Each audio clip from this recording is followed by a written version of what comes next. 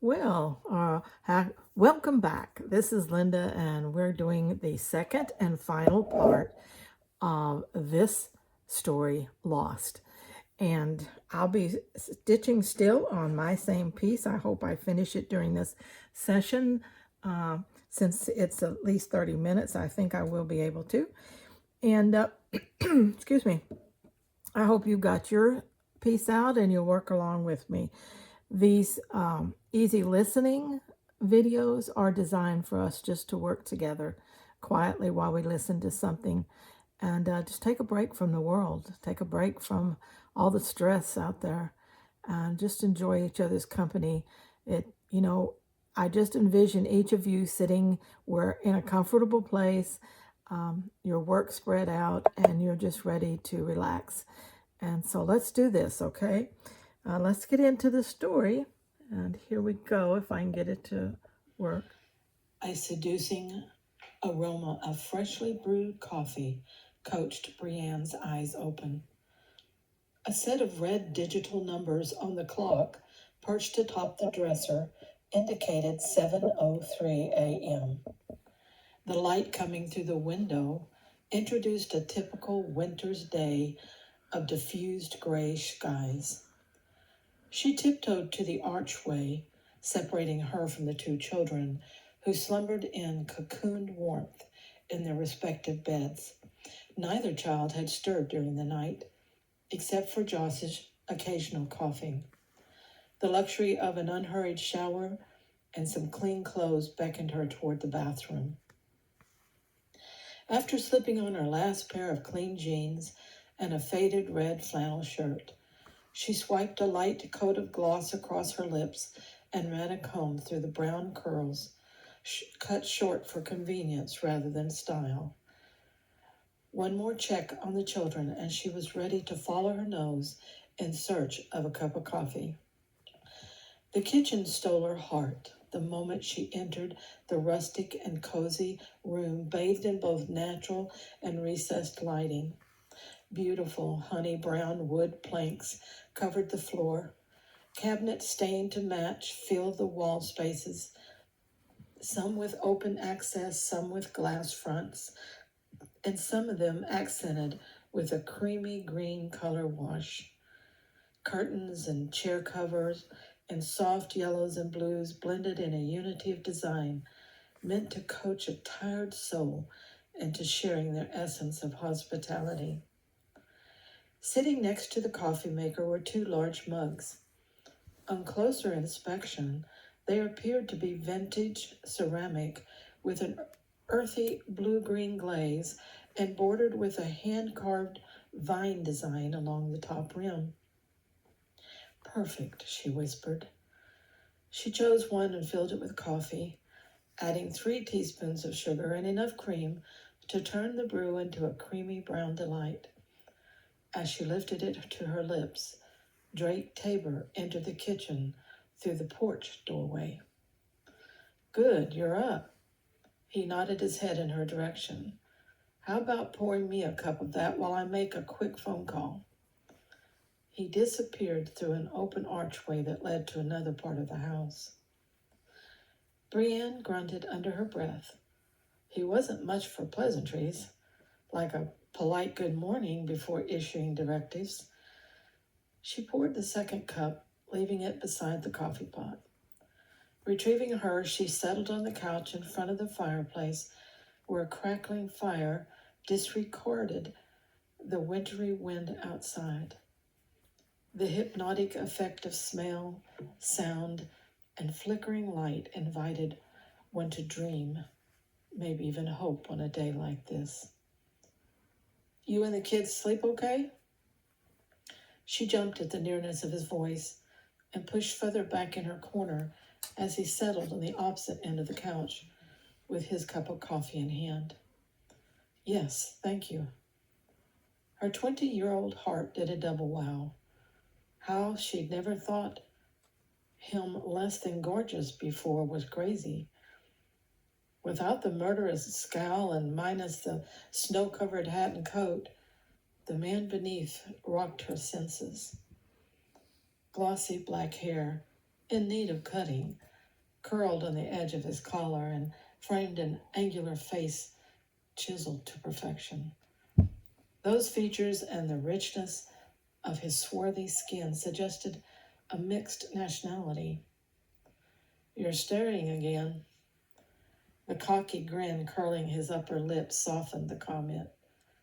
However, it didn't stop the heat from rising in her face. With her cheeks blushing, she probably looked like a foolish girl. "How old are you, Brienne?" Yep, she'd blown her sophisticated woman of the world persona. 20, she said, tilting her chin a little higher.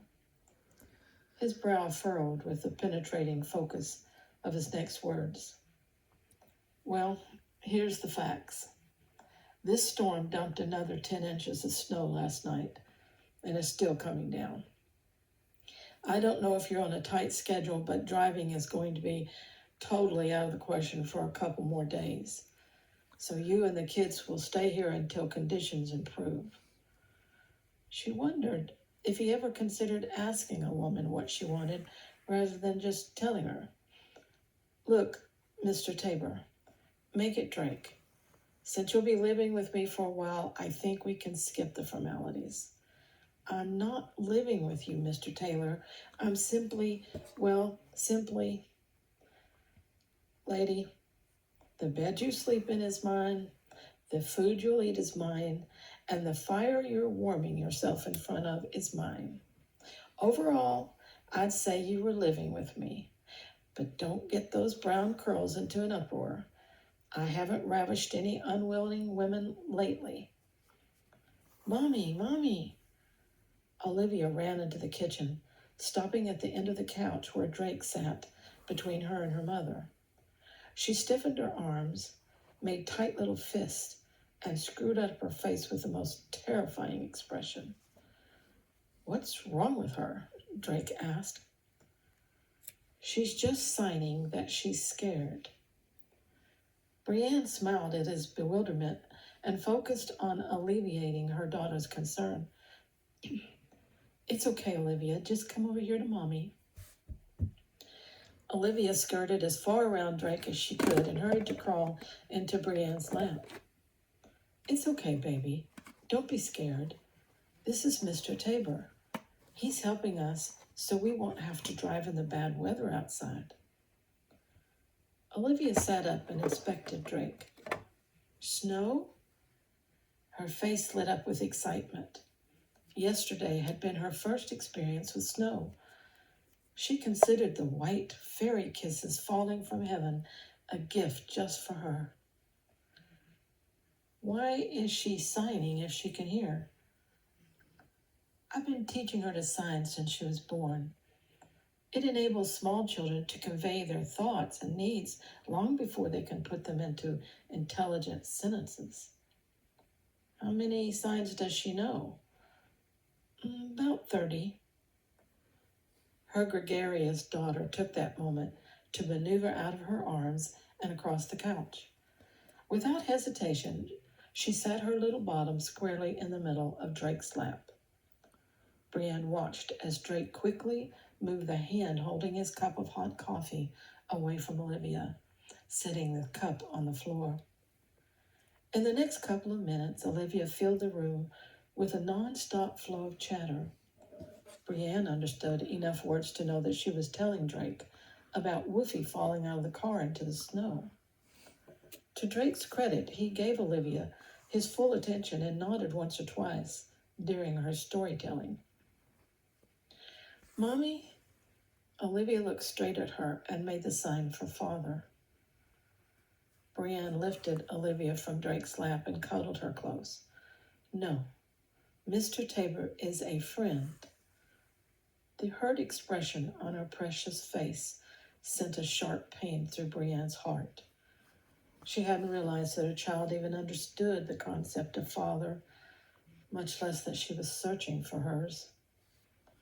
"What did she sign?" Drake's penetrating question left no room for skirting the subject. "She asked if you were her father." Brienne avoided his eyes and stared into the fire. Where is her father? In jail. For what? Assault. Brienne didn't know why she was answering his questions so freely. You did the right thing. She hadn't said that she was the victim or that she'd filed charges, but as before, he seemed to have the ability to read her like an open book. Where are your parents? Is that where you're headed now? My dad died a month before Olivia was born. My stepmom died a year later. We've been on our own since then. And the boy? My stepbrother. Concern spread through Brienne at the realization that she was continuing to divulge her entire life story to a man she barely knew. So then, where are you and the kids going? I'm sorry, Mr. Tabor. Drake, remember? From his tone, she knew he expected her to comply. And if she were going to be in his company for another day or two, it would be easier. I'm sorry, Drake. I think I've babbled about myself far too much already. He studied her in silence for a moment and then changed the subject. Can you cook? Enough to get by if you don't expect fancy. How about making some breakfast while I take care of a couple things outside? I should be back in about 30 minutes. Sure, I don't mind. In truth, she was glad to have something to do. Sharing morning coffee in front of a fire with him was a little too intimate for her comfort level. He overloaded her nerves with jittery electricity that prickled along her skin. Drake kicked the snow from his boots against the fence post as he discussed the day's work schedule with his foreman and arranged for a couple of his crew to retrieve his truck from the ditch using one of the larger snow plows from the airport. After everyone left, he stared at the snow-covered vista and let his mind linger on his present dilemma. If he'd have stayed a little longer at his favorite watering hole last night, his truck wouldn't be nose down in a ditch.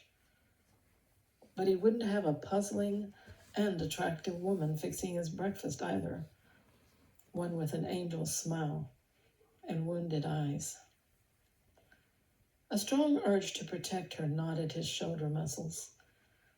Their cozy coffee and revealing chat had driven that desire deeper, touching the part of his soul that had been alone way too long. No woman in 8 years had come close to breaching his defenses, not since his ex-wife cut out his heart and left him for dead. He knew deep in his gut that Brienne Dalton was nothing like his ex-wife.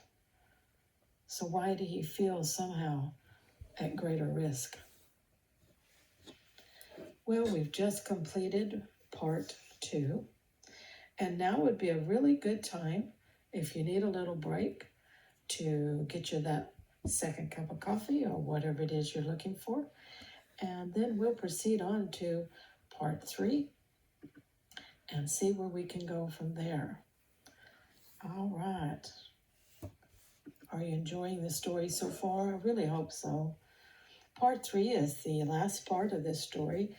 As I said, it's not really that long. And it's just going to give us a conclusion that maybe I hope will fill your heart with a little hope. That life isn't always as bleak as it seems to be for Brienne at this time. Are you still all comfy and cozy?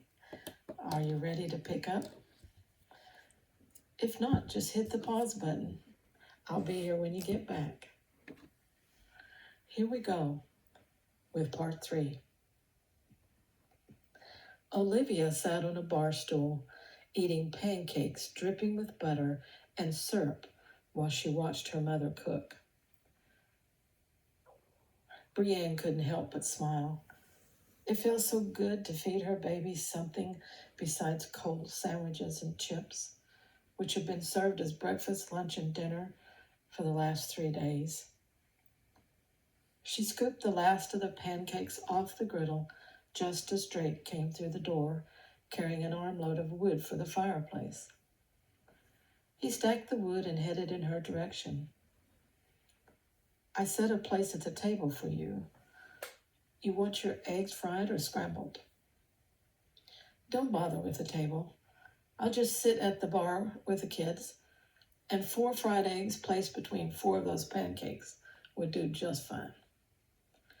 He took the bar stool closest to Olivia, who smiled at him and offered up a bite of her pancakes, held between 2 very sticky fingers. Drake bent over and accepted her daughter's offering, delighting Olivia beyond words by sucking the syrup off her fingers with an extreme amount of noise making. Time stopped for Brienne as she watched the interplay between the two of them. Growing up with a cold, angry father and neglectful stepmother had nearly destroyed her own concept of family life. As a teenager, she'd confused sex with love and ended up with a violent boyfriend and an unplanned pregnancy.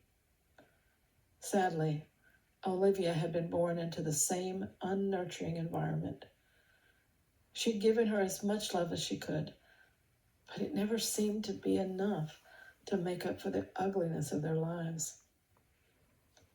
Swiping her weepy eyes with the back of her hand, she concentrated on getting 4 eggs perfectly fried and tucked between layers of pancakes, added 4 slices of bacon, and set the plate in front of Drake. "You okay, Mommy?" Olivia looked puzzled. Glancing in Drake's direction proved to be a huge mistake. His eyes captured hers with compelling intensity, probing and examining her vulnerability. "I flew, Mommy."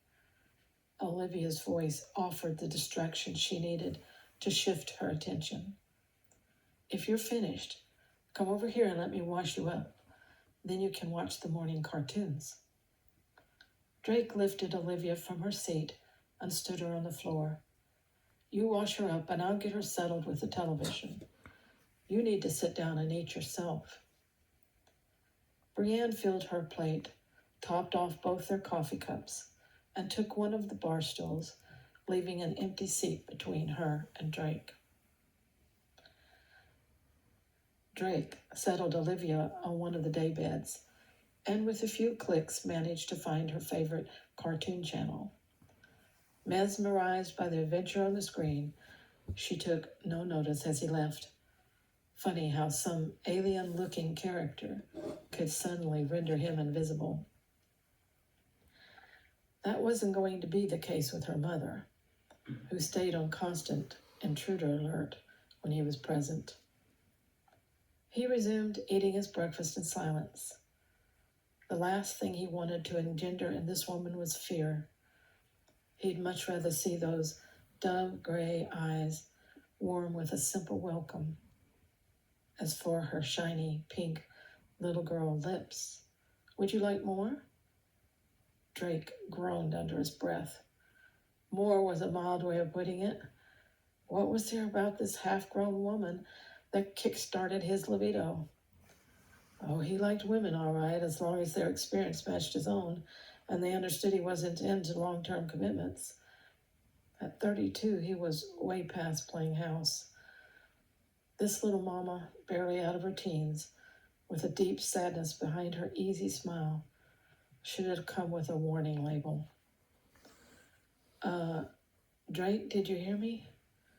Yeah, I'm sorry. Maybe another cup of coffee. And thanks for the breakfast.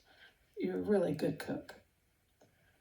She nodded and poured his coffee from the other side of the kitchen bar, which was stretched for a woman not more than 5'4". "I was wondering if there were some chores you needed doing around the house in the way of payment for our food and lodging. I'd pay you cash, but I'm all alone that right now." "There's no need for any kind of payment, Brienne. If you wouldn't mind cooking while you're here, that would help. I rather hate the task myself. Other than that, consider the house yours. Make yourself comfortable and enjoy some stress-free time with Olivia and your little brother. He picked up his plate and headed for the sink, stopping just a foot from her. There is one more thing I'd like. Well, what is that? She stared at him with anxious eyes. I'd like for you to stop being suspicious of me. Eventually, your mistrust is going to communicate itself to the children, and I don't think you want that to happen. I won't hurt you in any way. Some people say I can be easy company. Just give yourself a chance to find out. He accentuated that last sentence with a teasing wink, then left the room, giving her some space and time to think about what he'd said. Brienne couldn't believe she and Olivia had napped for 3 hours, and Josh had continued to sleep throughout the day. But she checked his temperature, and that was down. She felt better about that. They'd slept right through lunch. She woke up to find a note from Drake on the kitchen counter, telling her he had a problem that needed resolving and not to expect him till late. That left her plenty of time to locate the laundry room and wash their clothes, and one load of his. The skies cleared around 2 o'clock, giving her a window of opportunity to venture outside. The priority was snowman building, followed by a serious snowball fight. Then she and Olivia made a couple of trips replenishing the firewood. Josh had been content to sit wrapped up in a blanket and watch the antics, but she was hoping he could join in maybe tomorrow. You would have thought that they were at a theme park with all the things Olivia found to explore and play with. A gate that swung on its hinges, and a tire swing hanging in the old oak tree by the portico gave her the perfect ride. The day couldn't have been more pleasant for all of them. In the late evening, her tired little daughter gave no complaint when it was time to bathe and get ready for bed. Josh had already gone to bed early, still tired, but so much better, his complexion better, his cough better. She'd even managed to soak an extra 20 minutes in the tub herself, the steamy water drawing the tiredness from her body and leaving her mushy and mellow. She towel-dried her hair and left the natural curls to shape themselves. With few items to choose from, she slipped into a comfortable pair of sweatpants and an oversized t-shirt with a large pink hibiscus on the front. After 2 hours basking in front of the fire and reading the only subject matter available, aviation magazines, she was considering going to bed when the sound of a vehicle changed her mind. It was past 10 o'clock, and if Drake had missed supper, the least she could do was heat some leftovers for him. They entered the kitchen at the same time.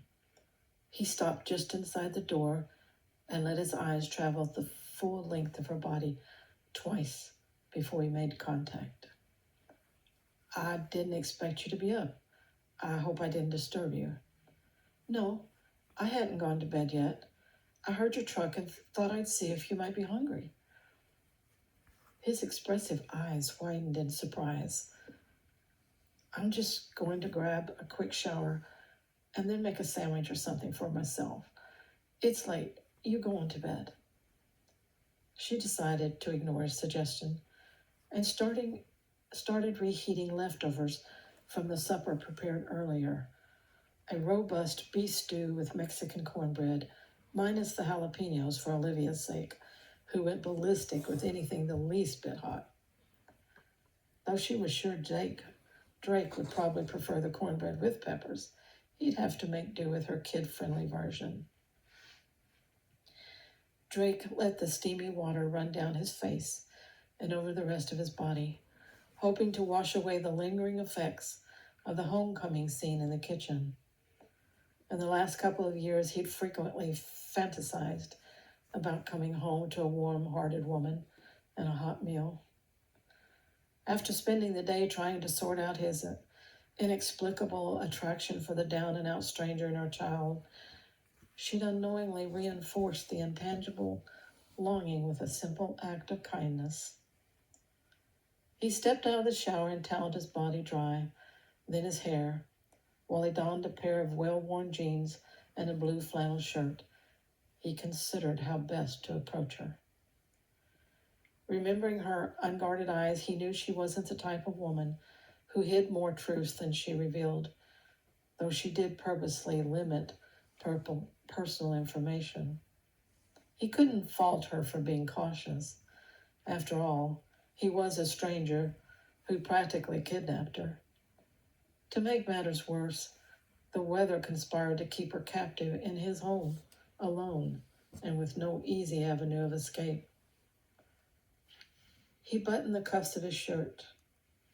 While honesty and candor might not win a young woman's heart, they might win her trust, and just maybe more.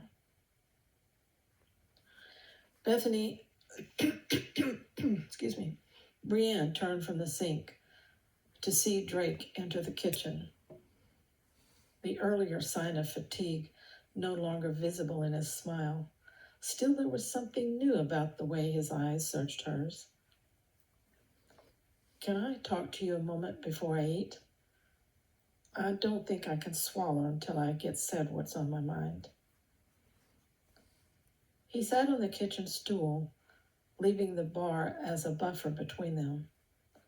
That small space gave Brienne the distance she needed to feel comfortable. He captured her gaze and with a crooked smile laid bare his heart. "I survived a bad marriage, Brienne, and by choice, I locked away my heart with no intention of ever opening it again. But when a doe-eyed woman landed me in a ditch in a snowstorm, I realized my heart wasn't locked. It was simply waiting. I think we've both been lost in our own way for some time, but I also think that we've, by some miracle, found our destination. I'm asking if you can give me a chance to show you that I can be trusted to give you and Olivia and Josh a home, one filled with trust, peace, and a mutual love, grown between the two of us with time." Brienne's response astounded her. The bold declaration should have sent her running, but instead, the gut honesty in his eyes lit a spark of hope that burned so brightly, and one she so didn't want to extinguish. She let that hope, that heat, that shine right through her smile as she said, "I will." That ends our story. I hope that you enjoyed it, and it gave you a sense of the fact that sometimes, even when we're lost in life, we might accidentally stumble upon a destination that our heart can make home. So, until our next session, please enjoy your stitching, enjoy your cozy place wherever you are in the world, and stay very safe and scrap happy.